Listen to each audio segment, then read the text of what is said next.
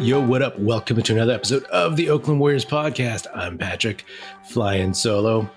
I just gotta say, can the Golden State Warriors second unit play the Spurs second unit every single night? I mean, I don't care about the starters. Like when the Warriors go play the Suns on Wednesday in Phoenix, can the Warriors starters play the Sun starters and then bring in the Spurs second unit to play the Warriors second unit? The Spurs are not a good team, and the Warriors treated them the way they should have. The Warriors smacked them 132-95, and the Warriors haven't smacked much of anybody this season. So this was a very satisfying win for Warriors fans. It felt like how Warriors games have felt during the dynasty when they've been dominant. And as soon as I saw the starting lineup announced for the Spurs, I was like, okay. No disrespect to them, but I only know who like two of these dudes are. And if the Warriors get like hijacked by this team, get surprised by them, then it's going to be a very, very bad night. This was a game the Warriors had to have, especially after the loss to the Kings last night. So I'm glad that they built up a decent lead, lost it a little bit towards the end of the first quarter, and then it went back up and then went back down. And then after halftime, the starters put it like beyond reach and it was over. So that was a pretty, it reminded you how these games feel. But yeah, this was a definite steamrolling. First and foremost, Jordan Poole, he had an unbelievable game. He looked like a guy who deserved to get paid more than he signed for at the beginning of the season. He started in place of Clay because Clay still doesn't play back-to-backs. And I joked on Twitter that, oh man, clearly Jordan Poole's been dogging it coming off the bench, and he just turns it on when he starts to make it seem as if he should always be starting, that he's better when he's starting. I mean, who knows? I mean, Clay was on the broadcast with Run-TMC and Tom Tolbert, which was actually entertaining in its own way. And, you know, for like the third quarter, Clay was a guest on. And I'll be honest, like, you know, Clay was saying all the right things, but you could tell like a little bit he was like distracted by seeing Jordan Poole go off, not saying anything, but just, you know, observation, like hearing the tenor of his voice and just looking at him when he was on camera. But, you know, I always figured, to be honest, I've said this on the show a while ago, a couple years ago, maybe, but I always thought that Clay eventually would kind of fall into that Monty Ginobili role where when he was ready, when he was personally ready, he would be cool with like coming off of the bench. He's obviously not ready because he needs to get to a point where he feels good and then decide to go to the bench. If that's what he ends up doing, who knows? That's a ways away.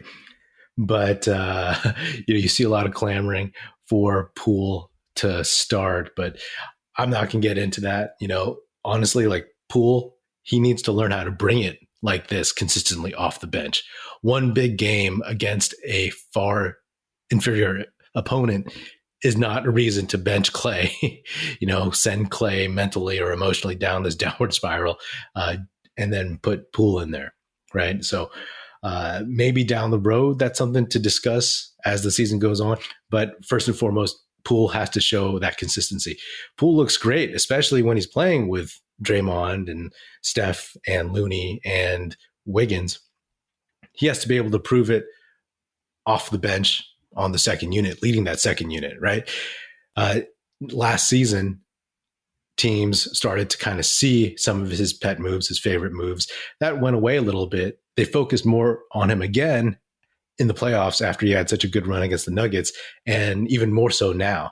They're watching what he does. He's on the scouting report. It's like they know his inside out dribble, stuff like that. They know that he drives and that you're just supposed to stay home because he's not going to out-leap you. He's not going to out-athletic you. So you just have to stay true to your defensive positioning on his drives and, take your chances with that. So if you do that, that's when Poole gets trapped, right? Because he doesn't have enough counters to get out of those kind of situations. All he does is spin on his pivot foot looking for a bailout.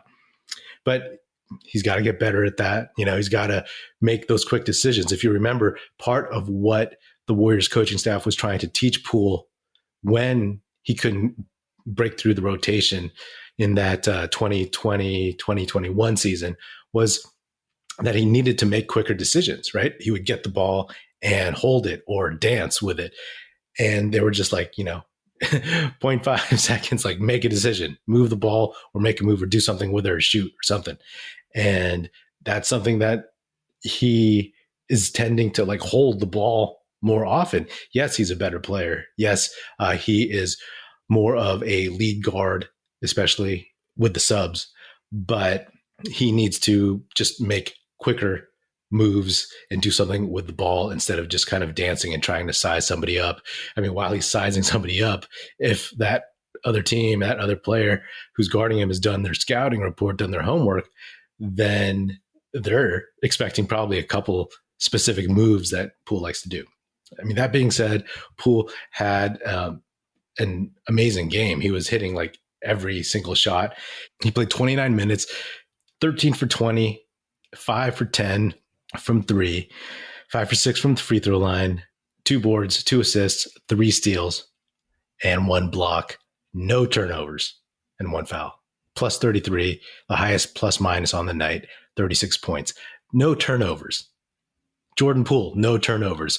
Are you kidding me? That's the most surprising stat, most impressive stat, I should say, on the night, because we know he can get hot. We know he shoots well when he starts, but the focus of not turning the ball over, which he's had a huge problem with this season, that's what's telling to me. And to me, that is focus, right? That is effort, So I think he needs to continue to take care of the ball, right? Maybe with Steph on the court, he doesn't handle the ball as often, but still, he's not getting in trouble. He's not getting stuck. He's not, tossing the ball out, hoping it hits a Warriors player in the hands at the 3-point line. So like, these are things that he can do, right? This game is not an aberration for Jordan Poole, but it's not the norm. We know he can do this. And the whole point of paying him 130, 140 over 4 years after this season is because he can get to this and they need him to get to this level of consistency. Again, not every team is the San Antonio Spurs as they are right now, So take this as a positive, take this as a reminder of what Poole can do. But, the whole point of this season is to watch this team evolve and grow and hopefully get better. The Kings game, it was just, everything was to hell. I mean, it was just more doom and gloom. And that's understandable when you go game to game, and you've, seen some bad losses, right? What happens against the Suns in Phoenix? Do the Warriors have a better performance than they did the first time in Phoenix? Do they look like they did on the road when they went 0-5? Like, they should get up for this game. And I have confidence that they will, because the Warriors starters in particular, they've looked relatively decent. They've looked pretty good for the most part. Everybody, honestly, except for Clay, because Clay's still going through what he's going through. But Steph looks good. Wiggins looks good. Draymond is looking good. And Looney's looking good. So the starters, early in the season, they were a little kind of, slow to get going, if you want to call it that. And now they're there. So they'll bring more to start, but can the bench continue what it had tonight?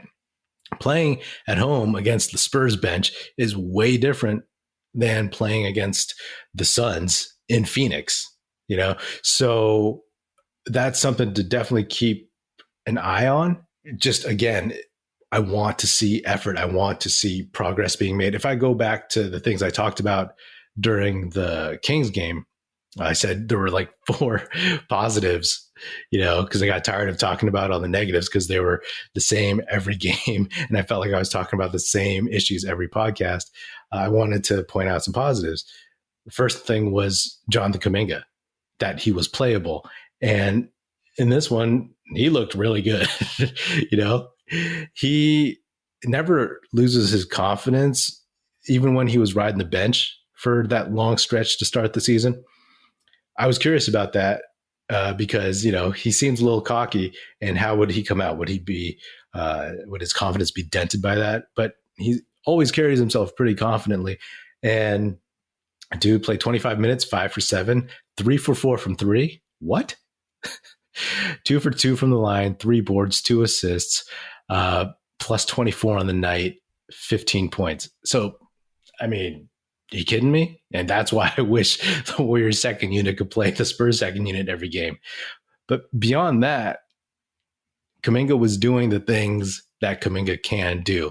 It wasn't just so much that he was, you know, taking advantage of quote unquote lesser competition. He was energetic. He was playing solid defense. He was playing smart, and he was playing within himself, you know?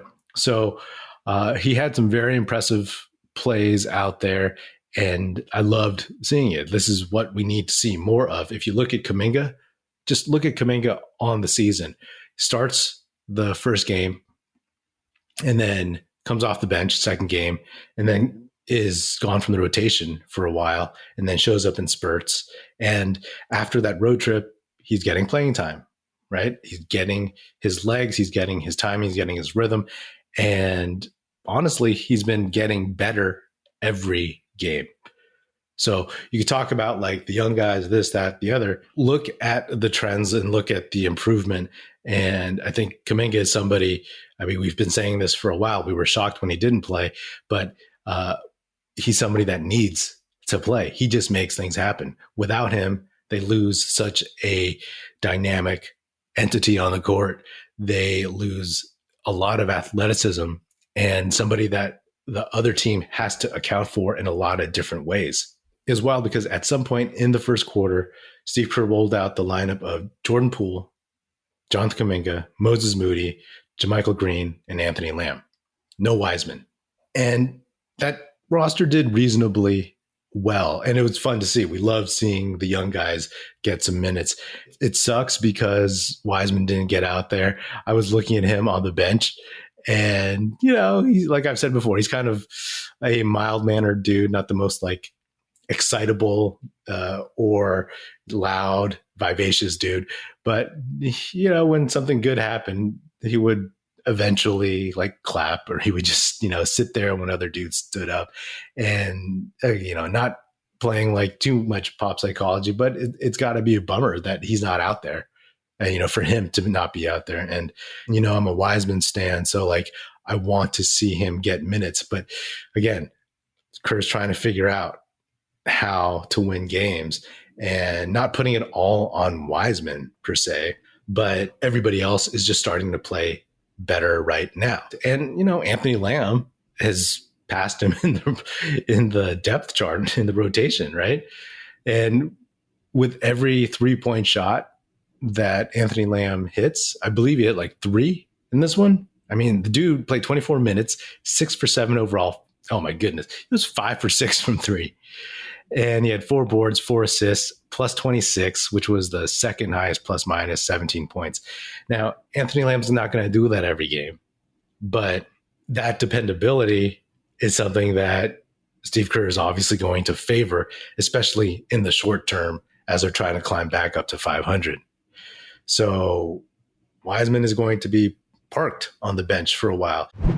NBA fans, the NBA action is just getting started, and so are the incredible offers at DraftKings Sportsbook, an official sports betting partner of the NBA. New customers can make any $5 NBA pregame moneyline bet and get $200 in free bets if your team wins. Check this out.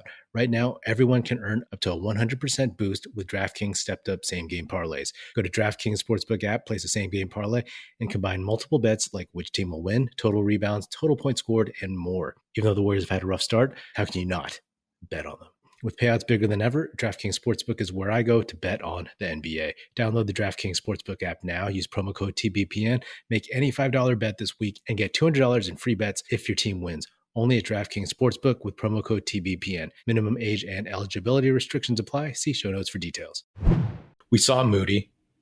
We saw JaMychal Green, two guys who had also been bolted to the bench. Moody, he played a little bit more calmly, right? Like his defense, hands out, not so much reaching, going for steals. Maybe when you have a 6'11" wingspan, you think you can get a steal here and there without getting a foul call, but at least he was avoiding those. And, he made the extra pass. He wasn't jacking up a three every time he had the ball in his hands. So Moody's line, 27 minutes, 4 for 9, 2 for 5 from 3, hit his free throw, 4 assists, 2 boards, plus 14, 11 points. That's good. JaMychal Green played 16 minutes, 3 for 5, hit a three-pointer, 1 out of 3, hit both of his free throws, 5 boards, 2 assists, 2 blocks, plus 18, 9 points. Again, this is a Spurs team that is just not very, very good, So if these guys can get some confidence from this, get a bit of a boost, then great. Kuminga, Lamb, Green, Moody, they're not all going to have this kind of game every game, but you just need a couple of them, right? A couple of them. You need people to play solid, but you need a couple of them to play a little bit more than solid. You need them to hold leads and not cough up leads or get into a hole against the other teams. So I think that's a huge, huge thing. And right now, when Wiseman was playing, Kuminga couldn't get past JaMychal Green or Wiseman to get into the rotation. But now it seems like if Wiseman's going to be sitting, then that second unit, you have a little bit more options with Kuminga and Green either playing small ball center, or you bring in Lamb, and go really small at center, or just put those 3 guys in and have them all be a little bit more interchangeable. Another thing I said after the Sacramento game was that Donte DiVincenzo looks like he's starting to fit in. He's starting to look good out there. Played only 9 minutes because he got ejected. 2 for 3 from the floor, 1 of 2 from 3, 2 assists, 1 steal. 3 turnovers, though, not so great. 5 points plus 10. Now, that's not a huge, line to me, but it sucked that he got ejected for hitting Josh Richardson on the head. But I guess that's a fair ejection. But it sucks because this is his 3rd game back, and he's just getting into a rhythm. And this was a chance to get like 9+ minutes of court time, of real game time. Garbage time, but court time with Kuminga, with JaMychal Green, with Moses Moody, and with James Wiseman. So I think that would have been really helpful. And Jordan Poole was on the court at the same time too. So I think that dynamic, they all need reps together, and this would have been a perfect opportunity. But it is what it is, and hopefully DiVincenzo gets into a rhythm more so and stays that way and can help this team sooner rather than later. James Wiseman eventually got into the game in that 4th quarter, and he looked rusty.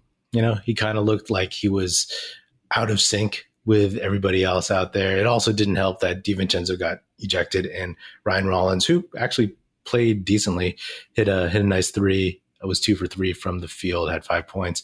But doesn't run the offense the way that DiVincenzo probably could. But Wiseman played 9 minutes, 1 for 3. His 1 basket was a rebound and putback. He had 2 boards, 2 assists, 2 points. It's a start. Again, I don't think we'll be seeing him much in the near future unless it is a blowout or unless somebody gets hurt. But, right now, honestly, it doesn't matter. This team needs to win. You need to get Kuminga, Moody, DiVincenzo, even JaMychal Green into the flow of things. You need to have guys you can bring off the bench with confidence. Even Anthony Lamb, whatever he's been eating, make sure he eats that, because all of a sudden he's turned into the most dependable player in the history of the Golden State Warriors franchise, apparently. And, we'll see how it goes. We'll see where it goes from here. Right now, the Warriors are 6-8, 6-1 at home, still 0-7 on the road. And they go to Phoenix against a very, very solid Phoenix team that's been playing well. So Phoenix will get up for the Warriors, and the Warriors should get up for them too. So that should be a good one. Real quick on the Run-TMC Tom Tolbert broadcast, it was kind of funny. I grew up watching those guys, and honestly, like, Tim Hardaway looks like he could still play. I don't know how thick he is under that jacket, but he just, from the neck up, he looks like the same. And he looks like he just needs to shed like off-season weight or something. But it was cool to hear those guys. At first, they were just kind of rambling. I was like trying to focus on the game, and they were just talking. And I felt like, I was in a bar. I felt like there were a bunch of old dudes behind me just talking. And it was like, yo, can you be quiet? But as the game went on, they started providing some interesting insight. And it was fun. And Tom Tolbert, that guy's a radio veteran pro. So it was cool to see. And I kind of enjoyed that, as opposed to the typical kind of chatter that you get on these broadcasts. Tim Hardaway, always with the colorful quotes. I won't say what he said, but I that's one thing that Twitter is good for. I was like, did Tim Hardaway just say what I thought he said? And people were like, yeah. And then all of a sudden, there were some clips of it online. But if you're curious what he said, go on Twitter and just look up Tim Hardaway, or go to my Twitter account and find out what he said. But anyway, good win, good vibes. And it's a good reminder for us how this feels. Hopefully it's good for the team and the players and the young guys, and they can remember how this goes. I mean, honestly, the Warriors shot 51% from three, 23 of 45, 15 of 16 from the line, and 54% overall. I don't even have to look. That is by far their best shooting night of the season, and they won't shoot that well every game.